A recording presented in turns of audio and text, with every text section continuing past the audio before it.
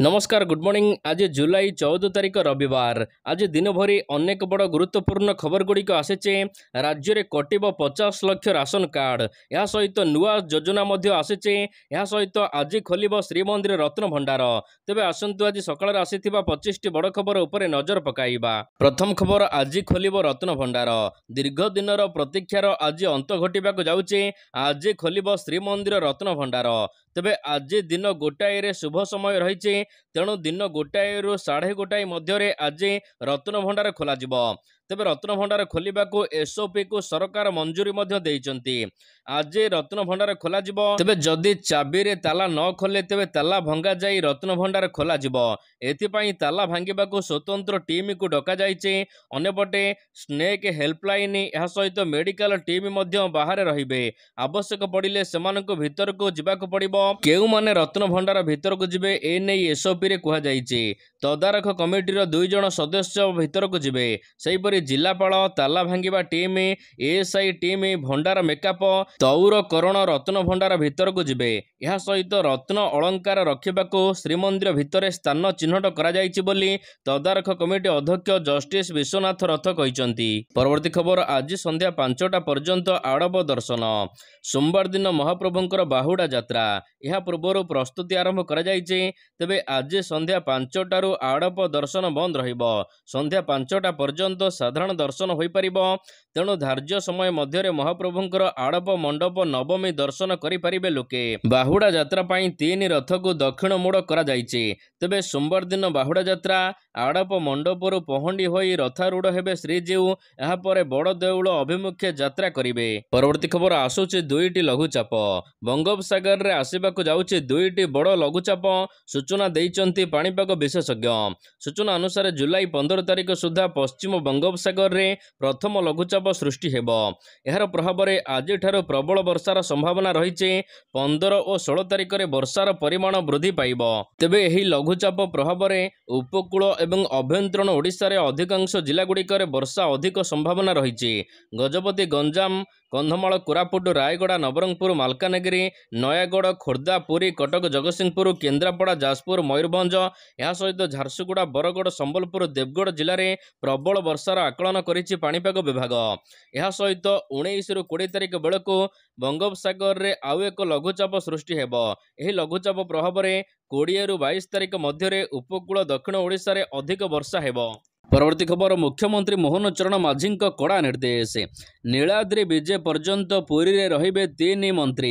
उप मुख्यमंत्री प्रभाती परिड़ा सहित आईन मंत्री पृथ्वीराज हरिचंदन एवं संस्कृति मंत्री सूर्यवंशी सूरज नीलाद्रि विजय पर्यंत पुरी रे रहिबा नै निर्देश दिया जाइछि मुख्यमंत्री तरफरु। तेबे आज पुरी जाई रथयात्रार अवशिष्ट नीतिकांति निरीक्षण करबाकू मुख्यमंत्री 3 मंत्री को निर्देश दैचंती। परवर्ती खबर, ऑनलाइन रे हेबो जुक्त 3 स्पॉट नाम लेखा। चलित थर ऑनलाइन रे हेबो जुक्त 3 स्पॉट नाम लेखा। समस्त प्रक्रिया ऑनलाइन रे ही करा जिवो। छात्र छात्री को कॉलेज को जिबाकू पड़िबनी। निजर स्टूडेंट लॉगिन आईडी व्यवहार करी आवेदन एवं नाम लेखाई पारिबे। 3टी पर्याय रे नाम लेखा सरिबो। स्पॉट नाम लेखा करा जिवो। एथि पई आसंता 25 तारिख रु 28 तारिख मध्य रे आवेदन करा जिवो। 31 तारिख रे मेधा तालिका प्रकाश पाइबो। अगस्त 1 तारिख रे शिक्षानुष्ठान गुड़िक नोटिस बोर्ड रे मेधा तालिका प्रकाश करबा सहित फोन, एसएमएस, मेल एवं व्हाट्सएप जरिया रे चयन होइथिबा छात्र छात्री को अवगत करिवे। परवर्ती खबर, राशन डीलर मानकु सरकारक तागिद।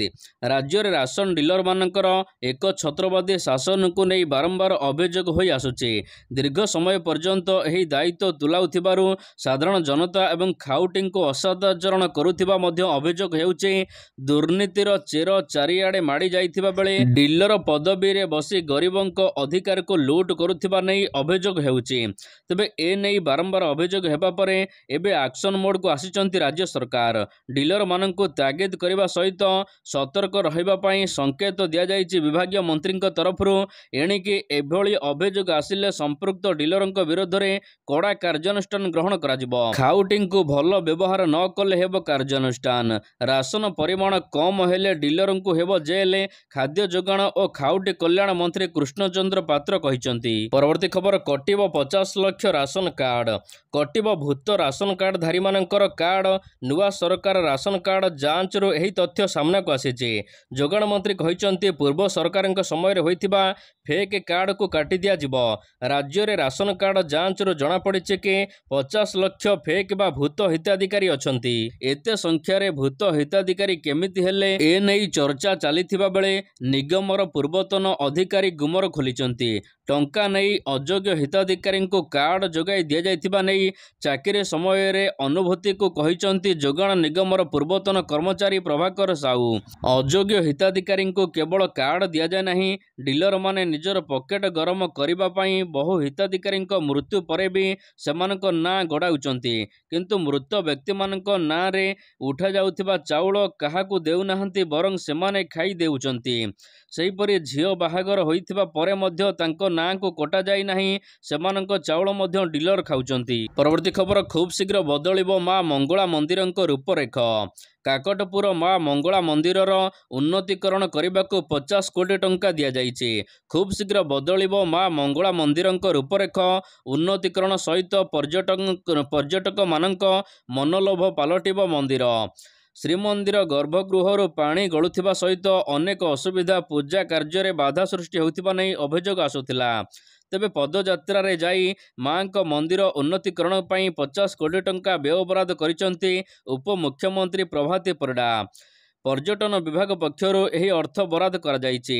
ପୁରୀ ଜିଲ୍ଲା ନିମାପଡ଼ାର ମା ପୂର୍ଣ୍ଣେଶ୍ୱରୀ ମନ୍ଦିରଠାରୁ କାକଟପୁର ମା ମଙ୍ଗଳା ମନ୍ଦିର ପର୍ଯ୍ୟନ୍ତ ଐତିହ୍ୟ ପଦଯାତ୍ରା କରିଥିଲେ ଉପମୁଖ୍ୟମନ୍ତ୍ରୀ। ପରବର୍ତ୍ତୀ ଖବର, ଘରୋଇ ହସ୍ପିଟାଲଗୁଡ଼ିକୁ ମୁଖ୍ୟମନ୍ତ୍ରୀଙ୍କ ନିର୍ଦ୍ଦେଶ। କଟକର ଏକ ଘରୋଇ ହସ୍ପିଟାଲରେ ନିଆଁ ଲାଗିବା ଘଟଣାରେ ମୁଖ୍ୟମନ୍ତ୍ରୀ ମୋହନ ଚରଣ ମାଝୀ ଗଭୀର ଉଦ୍ବେଗ ପ୍ରକାଶ କରିଛନ୍ତି। ସେ କହିଛନ୍ତି ଯେ ଏହା ଅତ୍ୟନ୍ତ ଦୁଃଖଦାୟୀ ଘଟଣା। ରୋଗୀମାନଙ୍କର ଜୀବନ ବଞ୍ଚାଉଥିବା ସଂସ୍ଥା ଏସବୁ ବିଷୟ ପ୍ରତି ଅଧିକ ସଚେତନ ହେବା ଆବଶ୍ୟକ। ଚିକିତ୍ସିତ ରୋଗୀମାନଙ୍କୁ ଯଥାଶୀଘ୍ର ଅନ୍ୟାନ୍ୟ ଚିକିତ୍ସାଳୟକୁ ନେଇ ସର୍ବୋତ୍ତମ ଚିକିତ୍ସା ମାଗଣାରେ ଯୋଗାଇ ଦେବା ସହିତ ସ୍ୱାସ୍ଥ୍ୟ ସଚିବ ଓ କଟକ ଜିଲ୍ଲାପାଳଙ୍କୁ ନିର୍ଦ୍ଦେଶ ଦିଆଯାଇଛି। ସମସ୍ତ ଚିକିତ୍ସା ଖର୍ଚ୍ଚ ରାଜ୍ୟ ସରକାର ବହନ କରିବେ ବୋଲି ମୁଖ୍ୟମନ୍ତ୍ରୀ କହିଛନ୍ତି। ଏହି ଘଟଣାର ଉଚ୍ଚସ୍ତରୀୟ ତଦନ୍ତ କରିବାକୁ ନିର୍ଦ୍ଦେଶ ଦିଆଯାଇଛି। ଅଗ୍ନି ନିରାପତ୍ତା ସହିତ ସମସ୍ତ ନିୟମକୁ କଡ଼ାକଡ଼ି ପାଳନ କରାଯାଉଛି କି ନାହିଁ, ଏ ନେଇ ଅଗ୍ନିଶମ ବିଭାଗର ନିର୍ଦ୍ଦେଶକଙ୍କୁ ନିର୍ଦ୍ଦେଶ ଦିଆଯାଇଛି। ପରବର୍ତ୍ତୀ ଖବର, ନଷ୍ଟ ହେଉଛି ମହାପ୍ରସାଦ। ଗୁଣ୍ଡିଚା ମନ୍ଦିରରେ ମହାପ୍ରଭୁଙ୍କ ନୀତିକାନ୍ତିରେ ବିଭ୍ରାଟ ଯୋଗୁଁ ଲକ୍ଷ ଲକ୍ଷ ଟଙ୍କାର ଅଭଡ଼ା ନଷ୍ଟ ହୋଇଛି। ନୀତିକାନ୍ତିରେ ଅହେତୁକ ବିଳମ୍ବ ଯୋଗୁଁ ସୁଆର ମହାସୁଆର ନିଯୋଗର 8 ଲକ୍ଷ ଟଙ୍କାର ଅଭଡ଼ା ନଷ୍ଟ ହୋଇଥିବା ନେଇ ଅଭିଯୋଗ ହୋଇଛି।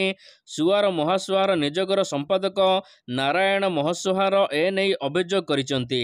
ତେବେ ମହାପ୍ରଭୁଙ୍କର ଦର୍ଶନ ପାଇଁ ଗୁଣ୍ଡିଚା ମନ୍ଦିର ଆସୁଥିବା ଭକ୍ତମାନେ ନୀତି ବିଳମ୍ବ ଯୋଗୁଁ ଆଡ଼ପ ଅଭଡ଼ା ଠିକ୍ ସମୟରେ ପାଇପାରୁନାହାନ୍ତି। ଏହିପରି ବରାଦିଆ ଅଭଡ଼ା ମଧ୍ୟ ନଷ୍ଟ ହେଉଛି। ଶୁକ୍ରବାର ମହାପ୍ରଭୁଙ୍କର ସକାଳ ଧୂପ ନୀତି ବିଳମ୍ବ ହୋଇଥିବା ବେଳେ ଦ୍ୱିତୀୟ ଭୋଗମଣ୍ଡପ 10ଟା10ରେ ଶେଷ ହୋଇଥିଲା। ଫଳରେ ଠିକ୍ ସମୟରେ ଅଭଡ଼ା ବାହାରି ପାରି ନଥିଲା। ପରବର୍ତ୍ତୀ ଖବର, ଜାଣନ୍ତୁ କେବେ ଜାରି ହେବ ଯୁକ୍ତ 2ର ପ୍ରଥମ ଚୟନ ତାଲିକା। ଚଳିତ ଶିକ୍ଷାବର୍ଷ ପାଇଁ ଯୁକ୍ତ 2 କଳା, ବିଜ୍ଞାନ, ବାଣିଜ୍ୟ, ସଂସ୍କୃତ ଧନ୍ଦାମୂଳକ ଶିକ୍ଷାର ପ୍ରଥମ ବର୍ଷରେ ନାମଲେଖା ସରିଛି। ତେବେ ଆସନ୍ତା 20 ତାରିଖରେ ପ୍ରଥମ ଚୟନ ତାଲିକା ପ୍ରକାଶ ପାଇବ।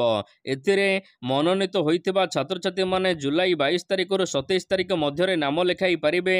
ରାଜ୍ୟରେ 2334ଟି ଉଚ୍ଚ ମାଧ୍ୟମିକ ବିଦ୍ୟାଳୟରେ ମୋଟ 5,48,249ଟି ଆସନ ଖାଲିଥିବା ବେଳେ ନାମଲେଖା ପାଇଁ 4,71,587 ଜଣ ଛାତ୍ରଛାତ୍ରୀ ଆବେଦନ କରିଛନ୍ତି। ପରବର୍ତ୍ତୀ ଖବର, ରତ୍ନ ଭଣ୍ଡାରକୁ ଫେରିବ ଦାନ ଅଳଙ୍କାର। 1978 ମସିହା ପରେ ଆଉ ଖୋଲାଯାଇ ନାହିଁ ରତ୍ନଭଣ୍ଡାର। 46 ବର୍ଷ ଧରି ବନ୍ଦ ହୋଇ ରହିଛି। ତେବେ ଏହାରି ଭିତରେ ପୁଳା ପୁଳା ସୁନା ଅଳଙ୍କାର ଶ୍ରୀଜୀଉମାନଙ୍କୁ ଦେଇଛନ୍ତି ଅନେକ ଶ୍ରଦ୍ଧାଳୁ। ତେବେ କେତେ ପରିମାଣର ସୁନା ବାହାରେ ଅଛି, ଏହାର ମଧ୍ୟ ପୂରା ହିସାବ ମିଳିପାରିନି। ଶ୍ରୀମନ୍ଦିର ପରିଚାଳନା କମିଟି ସଦସ୍ୟ ମାଧବ ମହାପାତ୍ର କହିଛନ୍ତି, SBI ଲକରରେ ପ୍ରାୟ 30 କିଲୋ ସୁନା ରହିଛି। ରତ୍ନଭଣ୍ଡାର ଗଣତି ମରାମତି ସରିଲେ ବାହାରେ ଥିବା ସୁନା ଅଳଙ୍କାରକୁ ମଧ୍ୟ ଲକର ମଧ୍ୟକୁ ଆଣିବାକୁ ଭଣ୍ଡାରରେ ସାଇତି ରଖିବାକୁ ଦାବି ହେଉଛି। ସେହିପରି ଏମାର ମଠରୁ ମିଳିଥିବା ରୂପାକୁ ବିଶୋଧନ କରି ରତ୍ନ ଭଣ୍ଡାରରେ ରଖାଯାଉ ବୋଲି ସେ କହିଛନ୍ତି। ପରବର୍ତ୍ତୀ ଖବର, ଜୁଲାଇ 15ରୁ ପୁଣି ମୁଖ୍ୟମନ୍ତ୍ରୀଙ୍କ ଜନଶୁଣାଣି। ଆସନ୍ତା ଜୁଲାଇ 15 ତାରିଖରୁ ପୁଣି ଥରେ ମୁଖ୍ୟମନ୍ତ୍ରୀ ମୋହନ ଚରଣ ମାଝୀଙ୍କ ଜନଶୁଣାଣିର ଅଭିଯୋଗ ହେବ। साधारण प्रशासन विभाग अनुसार भुवनेश्वर यूनिट 5 स्थित मुख्यमंत्री अभियोग प्रकोष्ठ में जनसाधारण माने विभिन्न अभियोगर शुणाणी करेंगे मुख्यमंत्री। दिन 11टा समय यह अभियोग शुणाणी आरंभ करेंगे मुख्यमंत्री।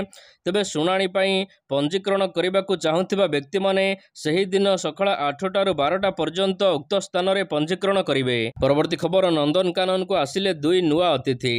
रांची आसिले 2 महाबल बाघ। 2 बाघर नाम हेउची लक्ष्मी एवं कृष्णा। प्राणी उद्यान नंदनकानन को आसिचंती 2 महाबल बाघ। प्राणी उद्यान धला बाघ दिया जाइथिबा बेले आसिचंती कला मेघयुक्त महाबल बाघ। परवर्ती खबर, मुंबई को देले बड़ उपहार मोदी। प्रधानमंत्री नरेंद्र मोदी शनिवार दिन मुंबईर गोरेगांवर नेस्को प्रदर्शनी केन्द्र में 29,400 कोटी टंकारु अधिक प्रकल्पर उद्घाटन करने मूलदुआ पकाइचंती। तेबे प्रधानमंत्री कहिचंती जे मोर लक्ष्य मुंबई को दुनियार फिनटेक कैपिटल करवा।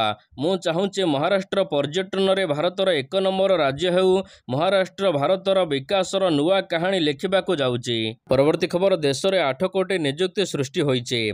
प्रधानमंत्री नरेंद्र मोदी शनिवार दिन विरोधी दलगुड़ी को टार्गेट करिचंती। से कटाक्ष कर कहिचंती जो माने मिछ प्रचार करुचंती सेमाने विकास, निवेश एवं रोजगार सूत्र जानी नाहंती।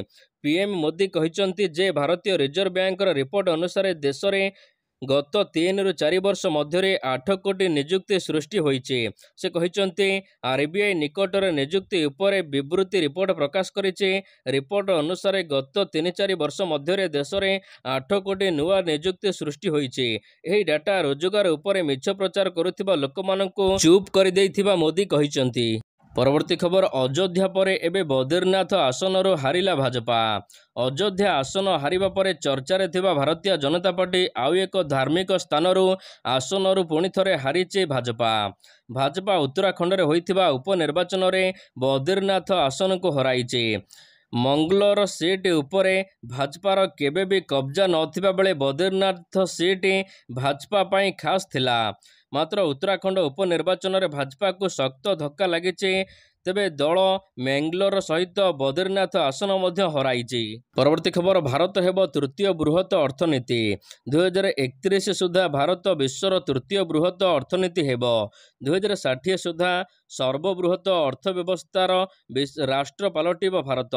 एने भारतीय reserve bank deputy governor Michael D पात्र आकलन करिसंती। से कहिसंती कि भारत 2031 सुधा विश्वर द्वितीय बृहत अर्थनीति हेबाकु जाउची। परवर्ती खबर, सरिला अंबानी फैमिली बाहाघर। मुकेश अंबानी सान पुओ अनंत अंबानी सहित राधिका मर्चेंट सहित विवाह समारोह रे देश तथा विश्वर बड़ बड़ सेलिब्रिटी माने जोग देइथिले। एही दमदार बाहाघर रे जोगगुरु बाबा रामदेव मध्य भाग नैथिले। यार भितरे अनंतंकर विवाह रे एक भिडियो भाइराल हेबार लागिचे। जो भिडियो रे एबे देखा जाउचे कि बाबा रामदेव अनंतंक हाथ धरी नाचुथिबार नजर आसीचे। जोगगुरु बाबा रामदेव शुक्रवार दिन Mumbai Jio world convention centre रे अनंत अंबानी एवं राधिका मर्चेंट विवाह उत्सव रे जोग देई धूम डांस करिसंती। परवर्ती खबर, श्रीलंका गस्त कार्यसूची रे परिवर्तन। भारतीय क्रिकेट टीम एबे जिम्बाब्वे गस्तरे अच्छे। यहा पर नूतन कोच गौतम गंभीर नेतृत्व में भारतीय टीम श्रीलंका गस्तरे जीव। सेठारे 3 दिनिकिया 3टी T20 मैच खेलिब। यह पूर्व सीरीज 26 जुलाई रे आरंभ हेबाकु थिला। एथिरे सामान्य परिवर्तन करा जाइचे। जुलाई 27 रु एही सीरीज आरंभ हेब। प्रथम T20 27 जुलाई रे खेला जिवो एवं द्वितीयटी हेउचे 20, 28, 30 रे खेला जिवो।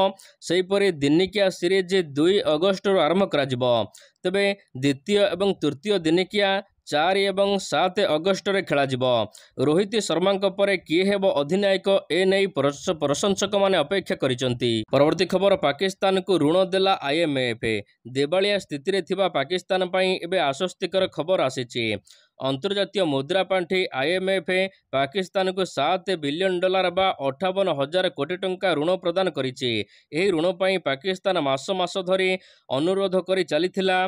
किछि सप्ताह तले IMF रो उच्चस्तरीय कमिटी पाकिस्तान गस्त करी सरकार पक्षर निया जाइथिबा पदक्षेपर समीक्षा करिथिले। आउ एबे $7 बिलियन पाकिस्तान को दिया जाइछि अनुमोदन। परवर्ती खबर, अधिनायक पदरु हटिबे बाबर आजम। विभिन्न ICC इवेंट रे बारंबार फेल ହେଉଛି ପାକିସ୍ତାନ। ଦିନିକିଆ ବିଶ୍ୱକପ୍ ପରେ ଟି20 ବିଶ୍ୱକପରେ ମଧ୍ୟ ପାକିସ୍ତାନର ଦୁର୍ବଳ ପ୍ରଦର୍ଶନ ଜାରି ରହିଛି, ଯାହାକୁ ନେଇ ପାକିସ୍ତାନ କ୍ରିକେଟ ବୋର୍ଡର ଅଧ୍ୟକ୍ଷ ମଧ୍ୟ ଅସନ୍ତୋଷ ଜାରି କରିଛନ୍ତି।